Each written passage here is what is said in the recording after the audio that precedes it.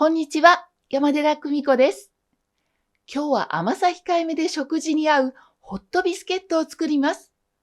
外はサクッと、中はほろっと軽い食感で、朝食や食事の付け合わせにもぴったりのビスケットです。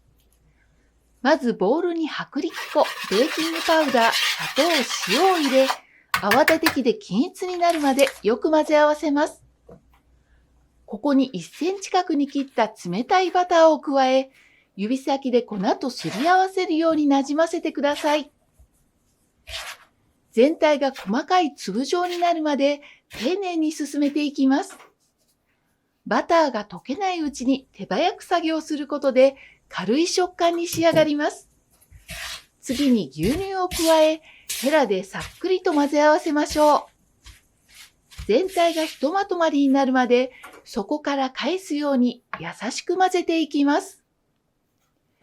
生地が硬くならないようこねずにまとめるのがポイントです。混ぜすぎたりこねたりすると食感が重くなるので、さっくりとまとめる程度で止めます。粉っぽさが少し残る程度を目安に、最後は手を使って優しくひとまとめにします。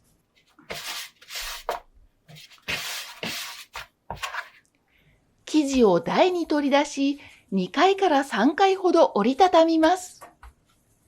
この工程を挟むことで焼き上がった時にきれいな層が生まれます。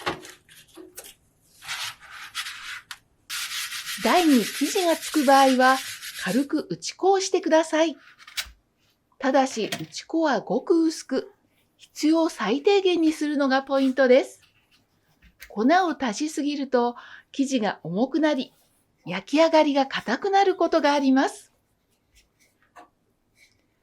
厚さ2センチから2.5センチ程度に優しく伸ばしていきます。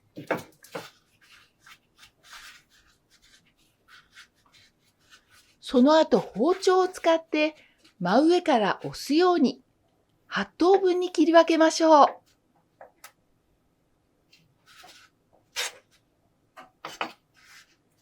断面を潰さないように切ることで、ふんわりとした層がきれいに立ち上がります。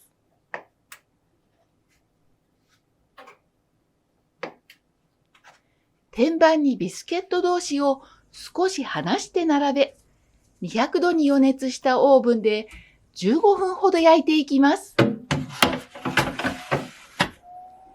底がきつね色になり、軽く押して弾力があれば焼き上がりです。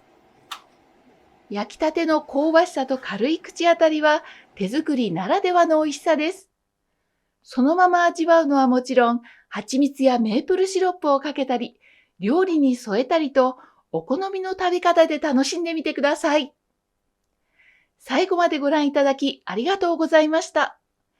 このビスケットを作ってみたいと思ったら、高評価やチャンネル登録をぜひお願いします。